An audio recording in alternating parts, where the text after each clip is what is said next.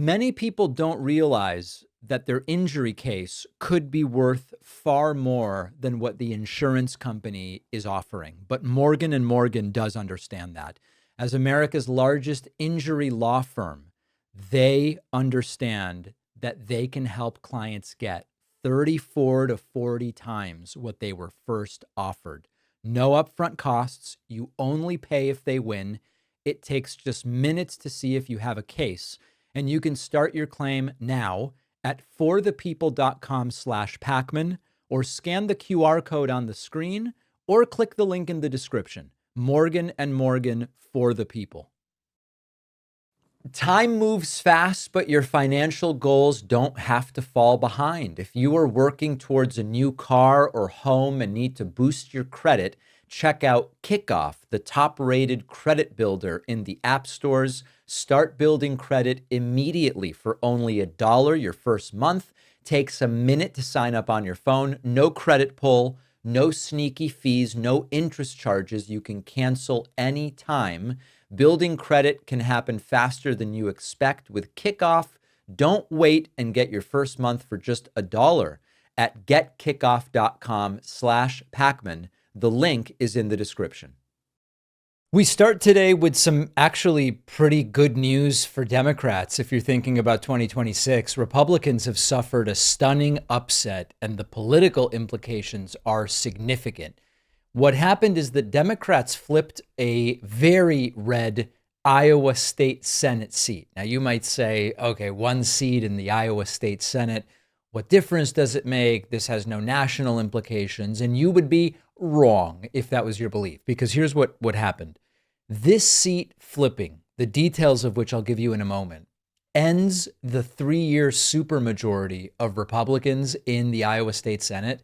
And it really could serve as an important warning shot for 2026 when you combine it with some other elections that we've seen. So this particular election is Caitlin Dray, a Democrat from Sioux City, Iowa, who defeated Republican Christopher Prosch in yesterday's special election for Iowa Senate District number 1. This is a district that Trump carried by 11 points in 2024. And the important sort of math of it is that Dray won by 9 points. And that means it's a 20-point swing towards Democrats compared to last November. Trump won by 11, 9 months ago? Trump plus 11 9 months ago. Democrat Caitlin Dray plus 9 months later. That's a 20-point swing. This is similar to, when we think back to election night 2024, viewers of my live stream may remember that while I called nothing, right? We waited for the networks to call. At about 10 after 7 p.m., maybe it was 20 after 7 p.m. Eastern on election day, when I saw the results from Kentucky and from Indiana, states Trump won in 2020, states Trump won in 2016. Trump was leading at 7:20 p.m. on election night, Kentucky and Indiana, by way more than he had won them in previous elections. That's when I knew it wasn't looking good for Kamala Harris, because we look at trends and we look at changes. And so going from Trump plus 11 to Democrat plus 9 in 9 months is a real problem. It's a real problem for Republicans. And it also, just specifically in the Iowa Senate, Republicans had a 2/3 supermajority, which basically meant that Governor Kim Reynolds could confirm appointments with no Democratic input. That's over. So now the governor is going to need at least one Democratic vote to get her nominees through. So the implications of this are more than like a sleepy local race. You look at the underpinnings, this sort of campaign underpinnings of this. National parties went all in. The DNC sent over 30,000 volunteers to help out in this race. There was a huge text and phone banking operation. They were hammering the Republican image as basically just, this is a rubber stamp for Trump, which is what they have been. Republicans poured in more than $160,000 in various contributions, in-kind contributions for the Republican, mailers and digital ads and feeding volunteers pizza and all of it. And the Democrat won. So now we zoom out a little bit, not all the way. We zoom out just partially. And we see a pattern. We see a pattern where Iowa has now had 4 special elections in 2025. Every single Iowa special election this year has swung towards Democrats 20 or more points. We zoom out again. You look at special election trends nationally, and you see the same thing. You see Pennsylvania, you see South Carolina. Democrats are overperforming. That doesn't mean they win every race, but compared to just 9 months ago, Democrats are doing far better. Why is this happening? A couple different things.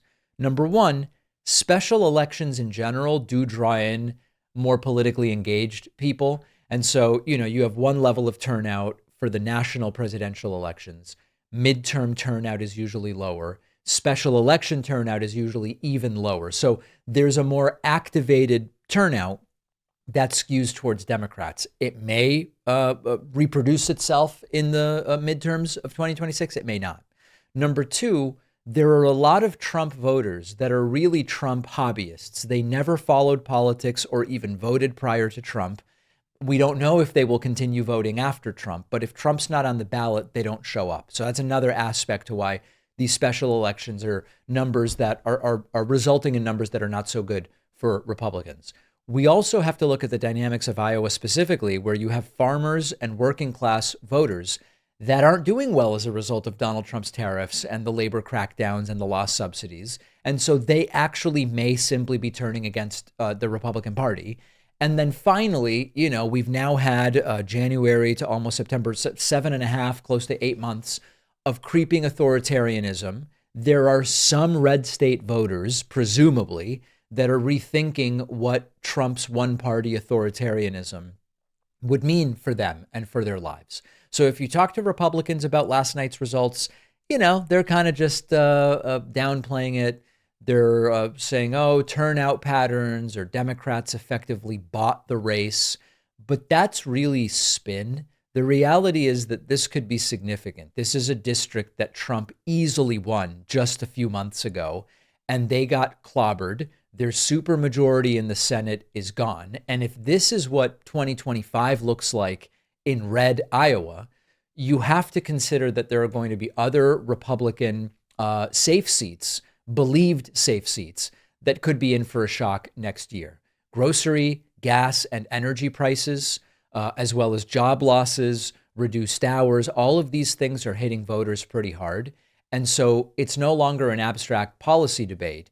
This could all be tied to the idea that Trump-era economic policies aren't good for the average person. Economists have been predicting this for a while. We've been talking about it for a while. Iowa farmers, in particular, are not benefiting from Donald Trump's policies. So this is really a warning shot across the bow for Republicans. It's a brutal loss for them. This doesn't mean now Democrats nationally get to do whatever they want. All it means is that in Iowa, the governor now needs at least a little bit of Democratic buy-in to get her nominees confirmed. But that's still something. That's not nothing.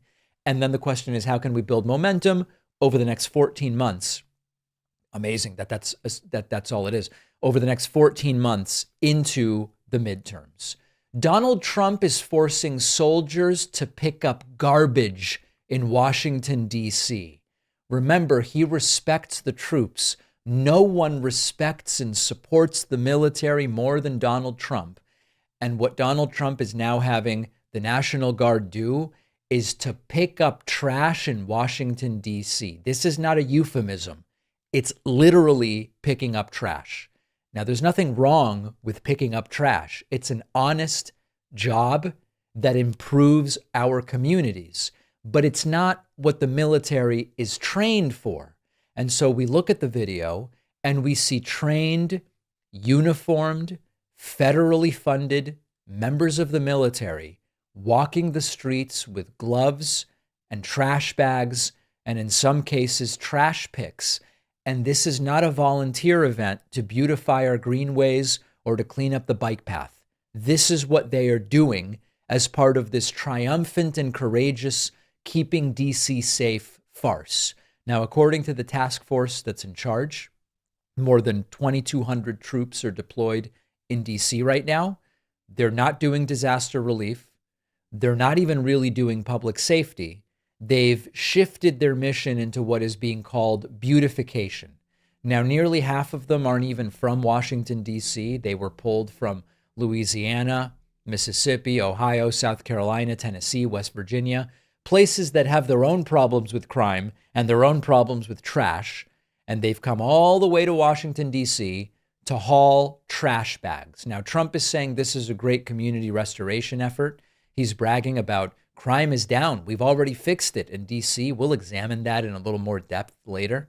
But this is, at its core, a photo op.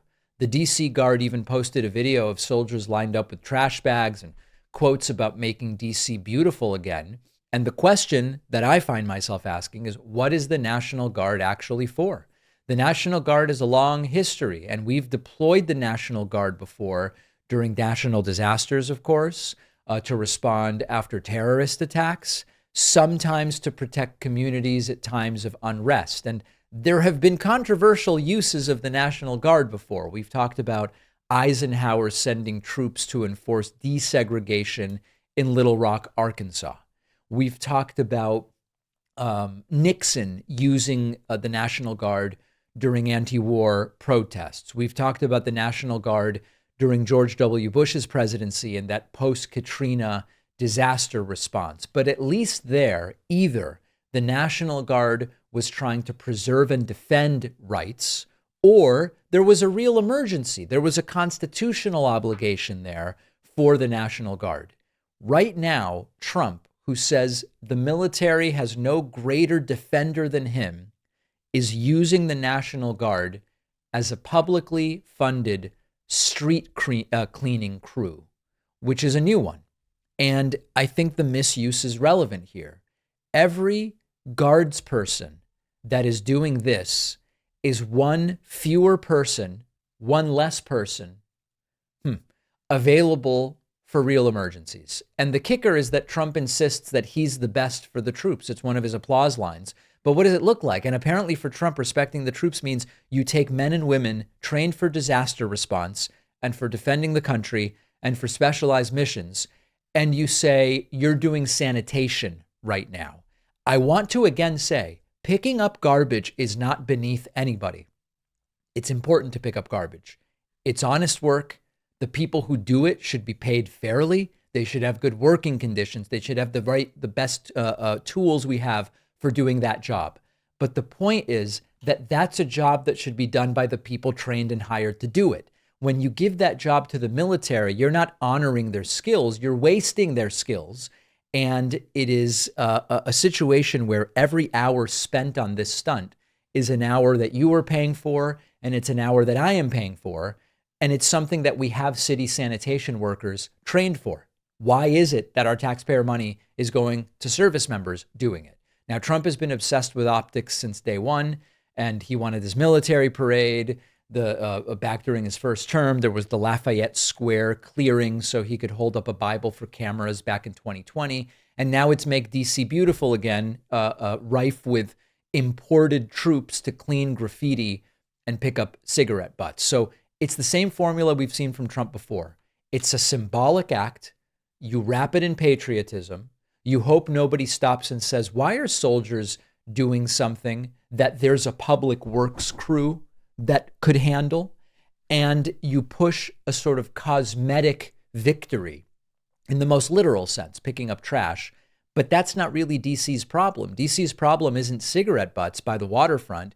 It's housing shortages and inequality and food insecurity and crime in areas where Trump hasn't even deployed the National Guard. So this is just total nonsense. The real solutions, as is often the case, dealing with housing policy and these other things, it doesn't make for flashy footage or headlines or something Trump can just show up and point to. And so Trump's using the military as a PR team, sort of like as a prop. And when we start using the military that way, it's not just a waste of money. We really are potentially endangering national security by taking troops away from the skills, from the activities that they were trained for. And today it's picking up garbage. Tomorrow it's, I don't know. This is not the job of the military. And Trump is not respecting the troops by doing this. The White House is losing it over the growing conversation in the media about Donald Trump's health. They want it to stop right away. Michael Wolff has been reporting on Donald Trump for years. He has a very interesting scoop. Insiders at the White House, the Caroline Levitts and others, they are furious about the attention that the media is finally giving. And it took long enough, didn't it? To the weird bruising on Trump's hands, to the swollen ankles, to the cognitive slips. We are finally getting some discussion of it, and the White House isn't happy. Listen to this. Michael, what are you hearing about Donald Trump's health? I did notice the extra bruise and the photograph that the White House put off, the official photograph they put out with him and the South Korean premier, and they'd cut him off at the ankle so we couldn't see his ankle spilling over. Well, the only thing that I'm hearing about his health is everyone is irritated that people are focusing on his health. I mean, the people around him, because and actually this makes some sense. What they see is Donald Trump always moving ahead, a man who doesn't stop, inexhaustible. Inexhaustible. Well, he feels inexhaustible. But he doesn't. On the other hand, they acknowledge one day he will just go over. They say that? Yeah. How interesting. That's their perspective, that he will just keel over. He's going to keep going. They have no, the idea that he will fade, that he will become sick, that he will be mortal in that way that we all are, they actually don't accept.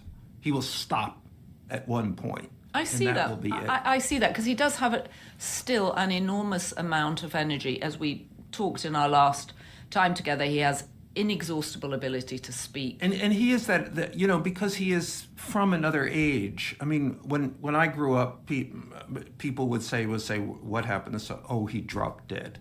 Right, in my mind, I always had that walking along the street, boom, gone. Well, interestingly, that didn't happen to Jeffrey Epstein. There is so much in the Ghislaine Maxwell transcript. I read it cover to cover on a flight on the way back, frantically, sort of Jon Stewart-like, making comments all over it. But one of the things that I was most interested by, pruriently, I will say, is the fact that Ghislaine Maxwell, unreliable narrator, says that Jeffrey Epstein couldn't really have sex. So this is a sex story with two people who can't have things. Sex. Before we go there exactly, I think we should go to the top line on this, which is what she delivered for Donald Trump. Okay, so we've discussed that part before, but so the point here is the White House is not happy with the discussion of Donald Trump's health. And we've seen the White House try to kind of stage manage this. We are increasingly seeing Donald Trump holding his hand in a way where you can't see the bruises, or even covering the hand with his left hand, although the left hand is now bruised. We've seen the White House crop pictures to hide Trump's swollen ankles. Increasingly, people are referring to Trump as Cankles Caligula, which is a totally different thing than the Tangerine Tyrant or the Mango Menace. These are other names. They're issuing the minimum explanation for the bruising. Oh, he shook hands all day, and that's all that happened here. And that is not really convincing to too many people. And they've even now rolled out Ronnie Jackson, the same guy who said if Trump had a slightly better diet, he could live to 200. And Ronnie Jackson is saying Trump's health is great. We're going to talk about that later. And interestingly, even Alex Jones, you remember Alex Jones, right? Oh, the bonus show where you want to make money, but everybody else that makes money to fund themselves is bad. That Alex Jones. Thank your lucky stars every day you're not Dave Pakman. Thank your lucky stars every day you're not Dave Pakman. Alex Jones now is even saying Trump's got to slow down or he's going to collapse. So where we find ourselves as we are about to breach September of 2025 is that the White House thinks they can just shout down the conversation. The White House thinks they can come out and say, totally benign, chronic venous insufficiency, and he's doing so much great work shaking hands that he got bruises. But the more that the White House insists that Trump is the healthiest of any president, his energy surpasses any president in history, the more obvious it becomes that they're hiding something and that Donald Trump's health is a political liability that they're not going to be able to spin away. Now, on Friday, we're going to talk about reports of a growing movement in J.D. Vance's circle based around the expectation that Trump may indeed drop dead during this presidential term, and how Vance would capitalize on that, other than the obvious, which is he gets to be president. So we're going to deal with that on Friday. There are people who have written to me and have said, David, it's almost worse if Vance becomes president over Trump, because Trump at least is incompetent, and Trump is losing a lot of the things he's trying to do in the courts, even if it doesn't get a lot of attention. J.D. Vance would actually get stuff done. So that's a conversation we will have Friday. We're going to take a break. Make sure you're on my Substack, substack.davidpakman.com, to see the full interview with Robert Reich that we did. We're going to take a quick break and be right back. If you've been seriously injured in a car crash, a fall, whatever it might be, you might be entitled to more than you think, because insurance companies are trained to lowball you. That is why people turn to Morgan & Morgan, which is America's largest injury law firm. They've helped clients win millions, 12 million in Florida, 34 times the highest insurance offer that they got, $26 million in Philadelphia. That was 40 times more than the insurer offered up front. And the best part is you pay nothing unless they win your case. No hourly fees, no upfront costs. If you don't win, you don't pay. Filing claims is quick and easy. Morgan & Morgan has modernized the process so you can start and manage your case right from your phone. So if you've been hurt, don't guess about what your case is worth. Find out. You can start your claim at forthepeople.com/Pakman, or just scan the QR code on the screen. Because fighting these big insurance companies does take a big law firm, and that is Morgan & Morgan for the people. No matter how fast time seems to be flying by, it is never too late to make some progress. If you're saving for a big purchase like a home or a car and you need to build credit, Kickoff can help. They are the #1 credit building app in the App Store. Plans start at just $5 a month, no credit check, no hidden fees, no interest. If your credit is under 600, you could jump 28 points in your first month. Kickoff is a smart, legal credit hack with no catch, no credit check, no hidden fees, and no interest. You just make on-time payments. Credit bureaus see the good behavior, and your credit grows. Start building credit immediately for only $1 your first month. And with auto pay, you never have to worry about missing a payment, so you can build credit in your sleep. Sign up in minutes from your phone, no credit check, cancel anytime. Kickoff is the #1 credit building app out there with over 100,000 positive reviews in the app stores. 98% are 5 stars. Building credit can happen faster than you expect with Kickoff. Don't wait and get your first month for just $1 at getkickoff.com/Pakman. The link is in the description. Donald Trump held a cabinet meeting so disastrous yesterday that it stunned the entire room, the media, the people left in this country who can think critically, and most of our allies. Now, before we get into the clips, I want to remind people, this is the cabinet meeting. What do I mean by that? Other presidents would hold actual cabinet meetings, not open to the press, where policy is discussed, decisions are made, actionable steps are outlined, and then they let in the press and just chat for a few minutes. This is the cabinet meeting with Trump. So for people saying, oh, if this is what they do publicly, I wonder what the behind the scenes of the meeting is. There is no meeting. This is the meeting. The entire meeting takes place on camera. It has 2 components: Trump ranting and raving unintelligibly. We're going to look at that now. And then everybody in the room praising Trump to see who can praise him in the most brown-nosing way. We'll get to that in a moment. Donald Trump has a new idea that we are going to ignore the fact that the death penalty is outlawed in Washington, D.C., and we are simply going to start executing people who commit murder in D.C. Anybody murders something in the Capitol. If you murder something in the Capitol, if you murder that Nando's chicken, I stopped in there last time I was in D.C., we will put you to death. Capital punishment, capital punishment. If somebody kills somebody in the Capitol, Washington, D.C., we're going to be seeking the death penalty. Now, is that legal? No. But Donald Trump wants to federalize everything. And so he says we're just going to do it. An authoritarian being an authoritarian.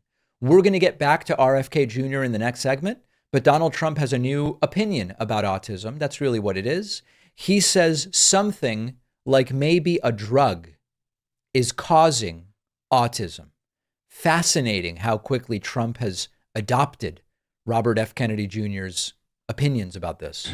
So there has to be something artificially causing this, meaning a drug or something. And I know you're looking very strongly at different things, and I hope you can come out with that as soon as possible. We will. So 1 in 10,000, and now it's 1 in 31 or 34 or 12 if it's a boy. Can you imagine that? 1 in 12. That's for a boy. On average, 12.5 boys. It's not even. Be prepared for September to see a declaration from the Trump administration. Vaccines cause autism. We're banning them, or we're banning some. Now, RFK Jr., not RFK Jr., Donald Trump started his dictator talk once again. And he once again is saying there are people who want a dictator, and he doesn't even hesitate it. But then he goes on television and says, oh, Trump is a dictator, he's a dictator. And a lot of people have here. So the line is that I'm a dictator, but I stop crime. So a lot of people say, if that's the case, I'd rather have a dictator. But I'm not a dictator. I just know how to stop crime. There you go. Trump would gladly be a dictator, but he's not, but he will be on day one. But people want it, but he isn't, but he's doing it. Robert F. Kennedy Jr. then ranted about radioactive shrimp, not a topic we're used to hearing about. And by the way, they have scaled back food inspections in the United States. I'll say one other thing about fishing. We are now, the South Asian nations are now dumping shrimp on our country. The shrimp is heavily contaminated. We just stopped a shipment that was contaminated with cesium-157, which is radioactive. They're farming these shrimps, and they use bactericides and antibiotics and all kinds of chemicals, and the shrimp are so contaminated that the European nations won't take them, so they're dumping them all here, and they're putting out of business. We have the most sustainable, highly regulated fishery in the world. What our fishermen do is a good thing. And all of the trawlers in the Gulf and Alaska are being shut down because we're getting shrimp dumped here. So we have now increased FDA inspections of shrimp to make sure that Americans are not buying and eating contaminated shrimp. It's funny because here he says we're doing a good thing by increasing FDA inspections. But overall, the problem is that food safety is more at risk in the United States under Trump. Because overall, even if it's true that RFK has increased the evaluation of radioactive shrimp, overall, we're doing fewer food inspections and food is less carefully screened. So if RFK believes that more inspection is good, why have they reduced it overall? Now, he did address autism briefly, and we're going to get back to Trump in a moment. He is already saying, we're on to something. We think we've figured out what it is that is causing autism, and we're going to deal with it next month. Autism, if I could, I don't want to go too long because we have a lot of people, but the autism is such a tremendous horror show, what's happening in our country and some other countries, but mostly our country. How are you doing on that? We are doing very well. We will have announcements as promised in September. We're finding certain interventions now that are clearly, almost certainly causing autism. Clearly, almost certainly. And we're going to be able to address those in September. It's such a big day. I'm looking forward. There you go. What do you think those interventions are that RFK will courageously declare are the cause of autism in the United States? The mathematical challenges continue. Donald Trump insisting he will cut prescription drug prices 1,500%. That can be done is favored nations, Bobby. And we're not talking about a 25% cut or 50. We're talking about a 1,500% cut, because people go to Europe to buy drugs and they come back with drugs, prescription drugs, normal, not, I don't mean the bad drugs, I mean prescription drugs. There you go. So if you have something that costs $100 and you cut the price 50%, well, now it costs $50. If you have something that's $100 and you cut the price 100%, now it costs $0. If you have something that's $100 and you cut the price 1,500%, how exactly does that work? I don't know. And you know what? I don't think Trump knows either. And then finally, Donald Trump claiming that DC restaurants are doing so well thanks to his Make DC Safe Again thing. The reality, as we've covered, is that DC dining is in the toilet. Badly. But, and I bet you see a big difference in the streets right now. And this is only 12 days, but people are telling me they're going out to dinner now. They haven't, I told my friend, but I have a lot of friends that are going out to dinner all the time now in DC, and they weren't doing it 12 days ago. They would never even think. One of my friends went out 5 times. It was 4 times the last time I told. Now it's 5 times. He said, I love going out to dinner, and restaurants are starting to open again. The truth, of course, is that restaurant reservations were down 30%, and a completely brutal and unnecessary assault on the DC economy is taking place right now. So that's Trump at his cabinet meeting. But what about the cabinet secretaries? I have a question for you. Who do you think sucked up the most to Donald Trump during yesterday's cabinet meeting? I submit to you some candidates, and it is really something to see people like Tulsi Gabbard, Kelly Loeffler, Scott Bessent, Kristi Noem, Lee Zeldin. They are competing. Who can suck up to Donald Trump the most and the best? Here is Tulsi. And they could never make America great again, but we are doing that. Congratulations, you found some interesting things, Tulsi. She's becoming a bigger and bigger star every day. She found a lot of good things. Go ahead. Thank you, sir. As we approach Labor Day weekend here.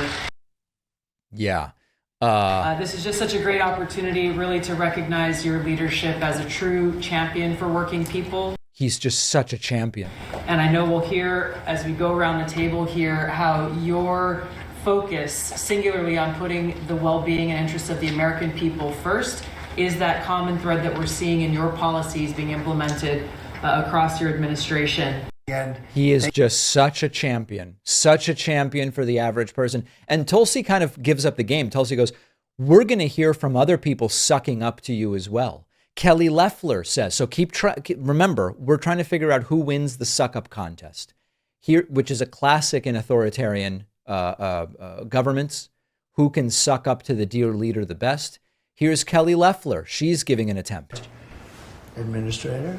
Thank you, Mr. President. Well, everyone knows there's no stronger advocate for hardworking American families than you. There is no stronger advocate than Donald Trump. So there's Kelly Loeffler. Then we get to Kristi Noem. And Kristi Noem thanks Trump merely for the opportunity to work for him. This is vomitous. I hope people aren't eating right now. Kristi? Well, Mr. President, first of all, thank you for the opportunity to work for you. And you committed when you ran for president to make America safe again. And today, the average family and individual that lives in this country is safer than they've been in years because of— Thank you, sir, for allowing me to work for you. And then Kristi Noem, a little more substantively, saying, sir, you're doing such a great job on crime. Make sure we know who's coming into this country. You've arrested and brought to justice hundreds of thousands of illegal aliens, but criminals that have perpetuated violence against American people. Sir, you've had 1.6 million people voluntarily go home to their home countries. Sir. That were here in this country illegally. Because of your strong message and you enforcing the law, they decided to go home on their own so that they could come back the right way someday. What a miracle. What a miracle that Donald Trump was able to achieve. Not to be outdone, Lee Zeldin then finds other ways to praise Trump. Lee Zeldin is the administrator of the EPA, which is sort of ironic because they're supposed to protect the environment, something which does not seem to be a priority for Donald Trump. Led by Stephen Miller, They have been amazing to work with. I was just in Iowa with Administrator Loeffler, who made an announcement with Secretary Rollins to reverse the deratement on diesel exhaust fluid systems. Wow. Mr. President, you said you wanted water flowing faster. Working with the Secretary of Energy, we've done our part to do that, to get gas cans flowing faster, to stop that annoying start-stop feature in vehicles. See, people out there might say, well, why are you focused on all of these little things? If it's little to you, it doesn't mean that it's not a very big deal for millions of other Americans. What a victory by Donald Trump. They are getting gas cans flowing faster. Now, then it became Robert F. Kennedy Jr.'s turn. Now, there's a little problem here. Robert F. Kennedy Jr. did some kind of fitness challenge. And the problem, of course, is Donald Trump couldn't do a single push-up, and Donald Trump couldn't do a single pull-up. And what RFK says is Trump is exempt from that, and he'll explain why. And then finally, most importantly, the Pete and Bobby Challenge. I want to give an update. I got 5 minutes and 48. It's 100 push-ups, 50 pull-ups, and you try to do it within 10 minutes. I got 5 minutes and 48 seconds. Pete beat me. I'm still bitter at that. 5 minutes and 25. The cabinet leader is Scott Turner. You beat me. That's good. Got 5 minutes and 15 seconds. I'm waiting for reports from the rest of the cabinet. The only exemptions currently existing is if you can hit a 50 at Bedminster, which President Trump did with Bryson DeChambeau, so he's the only one exempt in this room. That's right. Trump is exempt from the fitness challenge because he was able to cheat his way to a 50 at his own golf club, which RFK misstates as Bedminster rather than Bedminster. So that's pretty full on. But then I saw Scott Bessent, and Scott Bessent praised Trump like a parent would praise a 3-year-old. Listen to this. Sir, as we've said very often, economic security is national security, and our country has never been so secure thanks to you. You have brought us back from the edge. You have the overwhelming mandate from the American people. You're restoring confidence in government, a topic that is on the front of everyone's mind, the Federal Reserve. The Federal Reserve's independence comes from a political arrangement between itself and the American public. Having the public's trust is the only thing that gives it credibility, and you, sir, are restoring trust to government. And you can tell Scott Bessent really means it because he's reading it off of a piece of paper. I've got to tell you, Bessent seems miserable to me. Miserable. I sat next to Scott Bessent at a dinner in DC recently, and I don't mean I was at the same table. What I mean is this was at Jaleo in DC. I was sitting at the next table over from Bessent, and Bessent was at a table with a bunch of guys. He said nothing the whole dinner and just sat there looking miserable, slowly eating his food, looked as miserable as I've ever seen anyone. I think of all these people, Bessent is not a true believer. I think he thinks this is all nonsense, but he's bought in, and loyalty is expected and loyalty he's going to give. And then finally, and maybe this is the winner of the Suck Up to Trump contest, Steve Witkoff says, when is Trump finally going to get that Nobel Peace Prize? And there's only one thing I wish for, that Nobel Committee finally gets its act together and realizes that you are the single finest candidate since the this Nobel Award was ever talked about to receive that reward. Wow. Beyond your success is game-changing out in the world today. And I hope everybody one day wakes up and realizes that. Only when people wake up and smell the coffee will Trump finally get what he deserves more than anyone else, the Nobel Peace Prize. I think that's the winner. I think Witkoff wins the Suck Up to Trump contest with Kristi Noem a close second. Let me know what you think. Leave a comment here. Email info@davidpakman.com, or better yet, leave a comment on my Substack at substack.davidpakman.com. I want to introduce you to an amazing tool that has helped a huge number of people reach their health goals. It is called Lumen, and it's the world's first handheld metabolic coach It's a device that measures your metabolism through your breath. And on the app, it'll tell you, are you burning fat or carbs? And give you tailored guidance to improve nutrition, workouts, even stress management.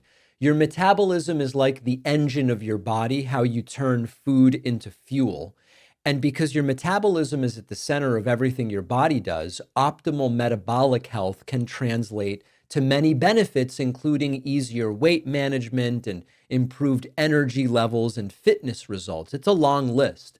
Lumen gives you recommendations to improve metabolic health based on the context of your breath measurement, whether that's first thing in the morning, before and after meals or workouts. And you can get 20% off your Lumen by going to lumen.me/Pakman. The link is in the description. All right, so we all know Alexa listens to us, recommends products based on our conversations. Meta retargets us based on our browsing and engagement history. Have you wondered what ChatGPT and Claude are up to with your conversations? We feed so much of our information to these AI chatbots, thoughts, dreams, sensitive questions, business ideas. They take the information, tie it to your identity, and they can sell that to third parties and governments. ChatGPT has the former director of the NSA on their board right now. That doesn't feel awesome. It took us a long time to truly understand what social media companies were doing with our data. We don't have to make the same mistake with AI. And that's why I've started using Venice AI, a generative AI platform that is private and permissionless. They don't spy on you. Venice AI won't censor the AI. They have a safe mode, which you can turn off for both text and image generation. Messages are encrypted. Your conversation history is only stored on your browser. I love the Pro plan because I get upgraded features like uploading files, unlimited text prompts. Check it out. If you want to use AI without censorship or fear of handing over your most intimate thoughts to a corporation or the government, go to venice.ai/Pakman and use code Pakman to get 20% off their Pro plan. The link is in the description. Young voters who decided to vote for Trump in November of 2024 are regretting it. You know, you hear these stories over and over again. Someone voted for Trump and they cheered when he talked about law and order and border security, and then ICE showed up and took away their spouse or took away their son-in-law or their best friend or someone they've worked with or gone fishing with for 20 years. And they go, I didn't think Trump meant them. I thought they meant some other people off in some distant land. But of course, as we've clarified, yes, Trump meant them. It's like a wolf walking into your backyard and you don't worry because you're like, it's only going to eat other people's sheep, not mine. And then the next morning you find that it's ripped your sheep to shreds. Okay. It's not just older voters and immigrant voters that are having second thoughts. This is starting to happen with the group that Donald Trump kind of shockingly grabbed more support from, which is young voters and in particular, young men who supported Trump in 2024 at a level that we have never seen before. Now, in 2020, Biden won 18 to 29-year-olds by 24 points. Biden plus 24 among young voters in 2020. In 2024, Harris barely won that group with a 4-point margin. So that means Trump went plus 20 relative to 2020 among young voters. That's a massive, massive swing. And that swing was almost entirely because of young men specifically. 56% of young men voted Biden in 2020. 56% of young men voted Trump in 2024. And what Trump offered them, and we've talked about this in our segments about what's going on with young men and Democrats before, Trump sold them this unapologetic traditional masculinity. Don't apologize, be the traditional caricature of an alpha male. And he went on the Manosphere podcast. He elevated people like Pete Hegseth and Elon Musk and says, I'm going to ban trans Americans from the military. We're going to gut DEI. We're not going to do any of this sissy boy stuff. And for a lot of young men, they saw voting Trump kind of like a cultural statement. We're going to make men great again. We're not going to be embarrassed about being men anymore. Well, they got Trump elected, and the sort of shine is wearing off. There's a new Pew poll which shows that Trump's approval among under 35 voters who backed him has gone from 92% in February to 69% now. So understand that. You might say, David, that's a great number. This is if we start with young men who voted Trump, right? So we start with all of them. 100% of this group voted Trump. By February, only 92% of those young Trump voters still supported Trump. Now, only 69% of the young Trump voters still support Donald Trump. This is the biggest drop in support for Trump among any age group in his base. And what's happening is that these guys, these young guys, are getting hit really hard by the economy.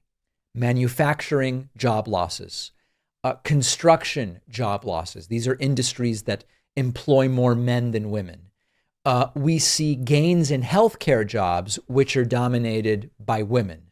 Unemployment is rising among young men in their early 20s. Even those with college degrees. We still have inflation.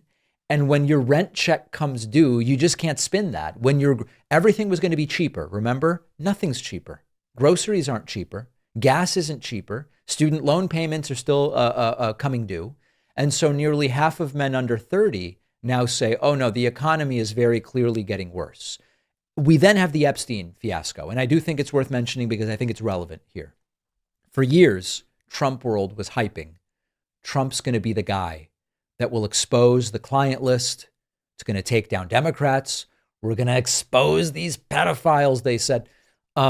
These are a lot of the same influencers who helped bring young men into Trump's camp. Joe Rogan and Andrew Schultz and others who are now saying there's a cover-up. Trump's clearly hiding something. What happened to the Epstein files? Are we ever going to see them? And so this is the same pattern as the immigration raids. People cheer the tough talk. It hits them. And all of a sudden they go, I thought Trump was going to use his power against other people. I didn't think I or my family or I didn't think I was going to live with higher prices. I didn't think I would have fewer job prospects or deal with broken promises. And so now some of the voices that sold young men Trump are saying, you might have been played. This isn't going as well as we thought. So the Republican bet for 2026 is that young men stay loyal. This is just a bump in the road. This is no big deal. What we have to remember to do is welcome them back and say, hey, you know what? We're not going to shame you for now saying, I think I was led astray. We're going to say, it's awesome that you have the wherewithal and 30,000 foot view to recognize that. Come back in. But we have to have something to offer them. And unfortunately, we have very few Democrats to point to where we can say, look at this great thing, right? Someone they might be driving a jalopy, but if you don't have a better alternative to show them, if you don't look at this reliable Toyota Camry that you can get, we've got to have something to show them that is going to be a reasonable alternative. So we're going to talk about that later, but Trump is losing support from this key group. Governor Gavin Newsom dropped a Trump dementia bomb yesterday. I love to see this because Newsom is up for a fight. Newsom's fighting Trump on redistricting. Newsom's fighting Trump on social media.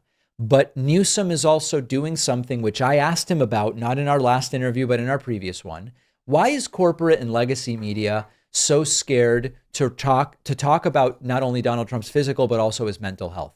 And Gavin Newsom is now dumping this into the forefront.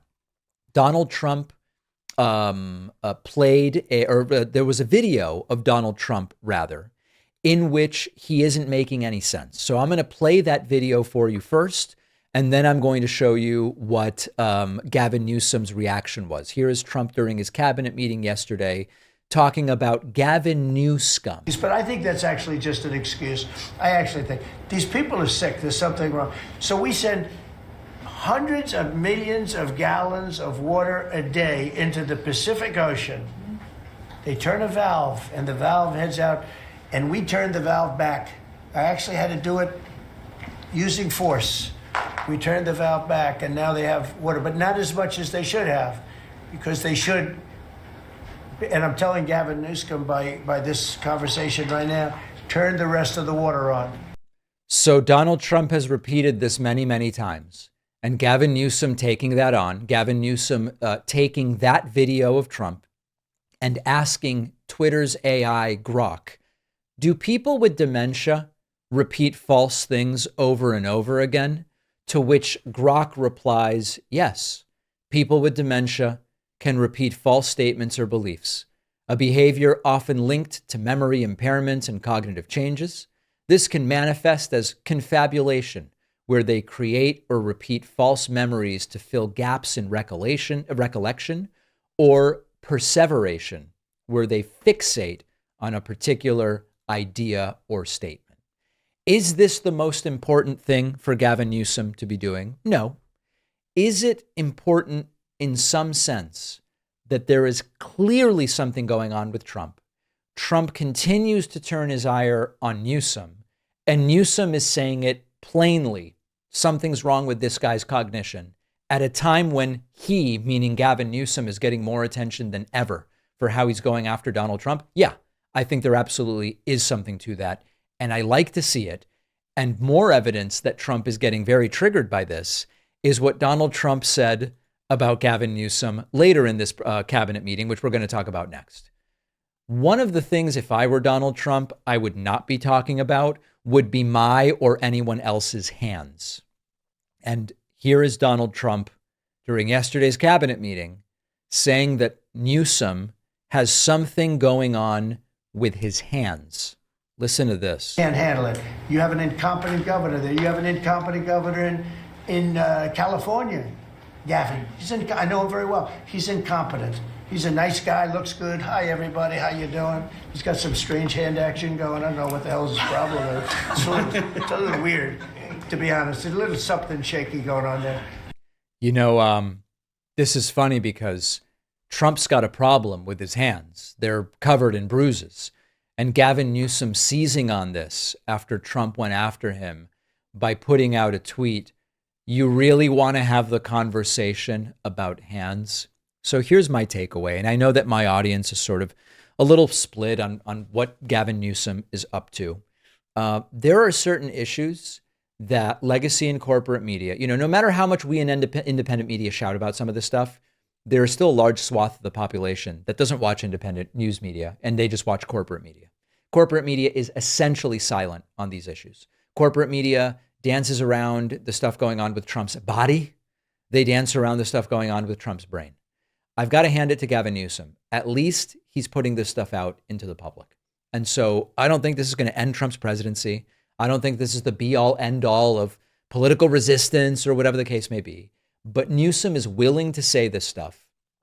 And we know that it is getting to Donald Trump. We know that Trump's White House inner circle is furious and irritated, to put it lightly, about what is taking place with regard to increasing coverage about Trump's physical and mental health. So keep at it. I think Gavin Newsom is doing exactly the right thing, but I want to hear from you. info@davidpakman.com. Do you like it, or do you think it's a waste of time? A pending Supreme Court case could strip our Fourth Amendment rights and allow immigration agents to come into our homes for any reason, no probable cause needed, all while Republicans try to twist things so that you think this is all great for America. This should be the biggest story in the U.S. right now, but it's almost impossible to keep up with the millions of moves that Trump is making every single day. That's why Ground News exists. Ground News is an app and website that exposes the blind spots and spin before it takes control of our opinions. Ground News is the smarter, more reliable way to stay informed when MAGA is banking on us getting distracted. I'm partnering up with Ground News to give you 40% off the same Vantage plan that I use. So you'll pay only $5 a month for all of their premium features. Just go to ground.news/Pakman or use the code Pakman in the app when you sign up. The link is in the description or scan the QR code. People in my audience know I am a bit of a pastry connoisseur. Our sponsor, Wild Grain, is the first bake from frozen subscription box for artisanal breads, pastries, and pastas. Wild Grains boxes are customizable depending on what you like and prefer. They've got their classic variety box. They've launched the new gluten-free box. They have a plant-based box that's 100% vegan. And it just takes the hassle out of baking because all items bake from frozen in 25 minutes or less, nothing to clean up. My experience has been awesome. I love the croissants. I was having people over last week, half an hour before, preheat and throw them in the oven, and people love it. Definitely, the croissants are my favorite. The quality and the freshness of the items is extraordinary, and it is just so convenient. Go to wildgrain.com/Pakman to start your subscription and get $30 off your first box, plus free croissants in every box every month. The link is in the description. Donald Trump suffered a complete meltdown at 1 a.m, 2 a.m. last night. This is not normal. Sarah Matthews, former deputy White House press secretary, was recently on this show. I asked her, was the belief that when this happens, Trump is up all night tweeting held in your office when you worked for Trump? She said, yes. When he did this stuff, we believed he was up all night. Take a look at this insanity. And remember that this is the president of the United States. Donald Trump posting to Truth Social. I am pleased to report that I have raised since the great presidential election of 2024 in various forms and political entities in excess of $1.5 billion. Make America great again, President DJT. Trump still doesn't understand that when you put tariffs on other countries, the tariffs are paid by Americans. He has raised money in the way that you can raise taxes. He put an import tax on American companies, and he's collecting it from American companies. Republicans were supposed to be against that, but Trump is bragging about it. Trump then talking about a crime bill. Quote, Speaker Mike Johnson and Leader John Thune are working with me and other Republicans on a comprehensive crime bill. It's what our country need. And now, more to follow, make America great again. Now there's a new crime bill that he wants to do. We've never heard a thing about it. He then goes to talk about what he's doing in D.C. Crime numbers are way down in D.C. Amazing progress being made. Thank you for your attention to this matter. President Donald J. Trump. You know, every detail of this is humiliatingly dishonest. We saw the Trump administration brag that D.C. went 13 days without a murder since Donald Trump deployed troops. Except just a few months back, D.C. went 16 days without a murder. It's not really representative of anything that Donald Trump is doing. There's also broader questions as to, can you really reduce crime in this way? Or are you just kind of relocating it? And if Trump is president of the United States, is it really a victory to relocate crime from one city to another? I don't know. It doesn't really seem like it to me. Trump then attacking mail-in voting at nearly 2 a.m., posting, quote, ban mail-in voting, President Donald J. Trump. And then at 2 a.m, he's just up all night with this stuff. You think foreign leaders respect what Trump is doing? I don't think so. Trump posting, quote, there is a sick rumor going around that fake news NBC extended the contract of one of the least talented late night television hosts out there, Seth Meyers. He has no ratings, talent, or intelligence, and the personality of an insecure child. So why would fake news NBC extend this dope's contract? I don't know, but I'll definitely be finding out. And of course, those are thinly veiled threats. Trump taking responsibility for getting Stephen Colbert's show ended. This is an authoritarian nightmare. If you ask me, where do I want presidents focused? I want them focused on creating jobs, on getting an economy functioning that works better for the bulk of the country. I want them dealing with lack of access to health care. And do I want them picking and choosing who gets to have a late night show and strong-arming either with lawsuits or social media threats, networks about you might lose your license or I might sue you this way or go after? No, that's what authoritarians do. That's what insecure people do. That's what incompetent people do. And there are people in Trump's corner, for lack of a better term, who love it. They think he's finally going after these woke late night shows. Really? Does that get anybody food if they can't afford it? Does that get anybody a job if they don't have one? Does that get anybody health care if they don't? Come on. And there are people praising this. And one of the main people praising this stuff is named Charlie Kirk, and you've got to see what he said. This is not really a show about pop culture. I couldn't care less about Taylor Swift getting engaged to Travis Kelce, who does he still even play football? I don't know. I guess it's maybe his brother who retired. Like, as you can tell, I couldn't care less about this crap. But Charlie Kirk's reaction to the engagement of Taylor Swift was very interesting to see, because Kirk expresses a sort of social conservatism rooted in the Bible and rooted in sort of 1950s ideology that you would think no one would give a damn about in 2025. But there is a growing movement, including online. Some of these people, because this is touchy, I'm just going to say it, you know, there are incels, men who are involuntarily celibate. They would like to be dating. They would like to be romantically entangled. They would like to be sexually active, but they are not desirable in many ways. Okay. This is tough stuff, but we've got to call it for what it is. Some of these men, because they are unable to live the lifestyle they want, that involves women giving them the time of day, they have found this sort of, biblical values, no sex before marriage type stuff appealing, because it makes them feel like they're not failing because they're losers. They're not failing at all. They're choosing because it's the biblical thing. Now, I don't say this pejoratively in the sense of, I've said the Democratic Party has failed young men, and I've enumerated the ways, and I've talked about what should be done.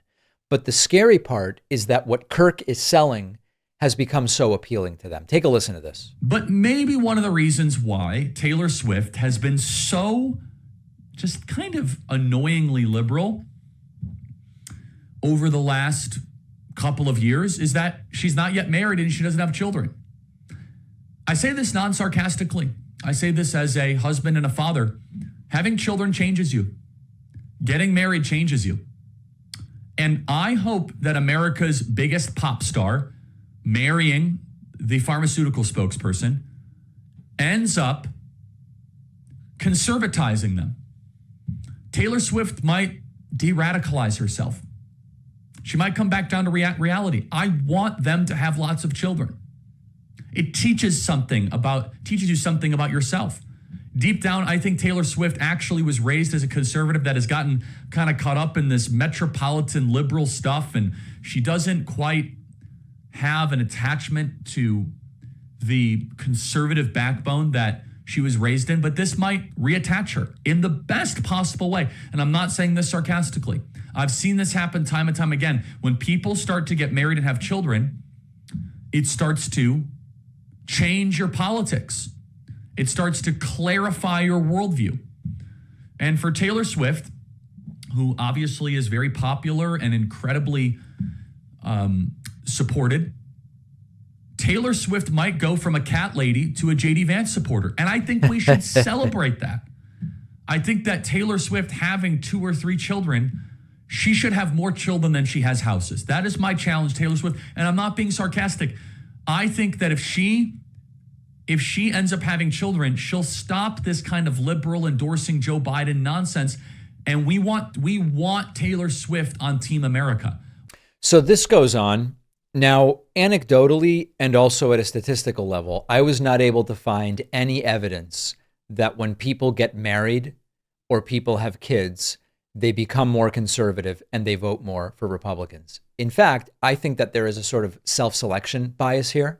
If you already lean right and live in a certain part of the country, it's plausible that you get married and have kids, and all of a sudden you sort of recede into a more extreme version of like the security mom. We've got to get these immigrants out. And that's if you're already predisposed in that way.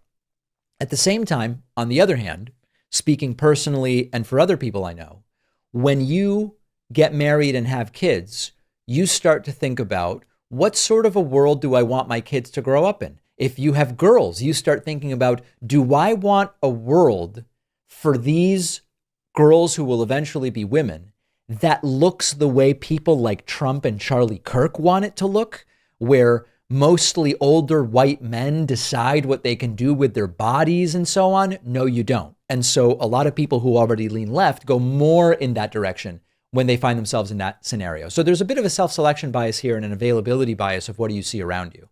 But at the big picture level, I was not able to find any evidence of what Charlie Kirk says here, that people become more conservative, especially socially, once they get married and have kids. But if all you've got is a hammer, everything ends up looking like a nail. Now, on the bonus show today, we're going to talk about Donald Trump's flag burning order, which appears to be completely illegal, by the way. We are going to talk about the possibility of changing the Department of Defense to the Department of War, which has been suggested. And finally, English proficiency requirements for truck driver licenses. We've seen and heard them broach this before. They are at it again. All of those stories and more on today's bonus show. Don't miss it. Sign up at joinpakman.com. Make sure you're getting my daily Substack newsletter for free at substack.davidpakman.com. And of course, make sure you're getting the daily audio podcast completely free. I've got nothing to sell you but a good time here. It's on Spotify. It's on Apple Podcasts. It's really anywhere you want. I'll see you on the bonus show.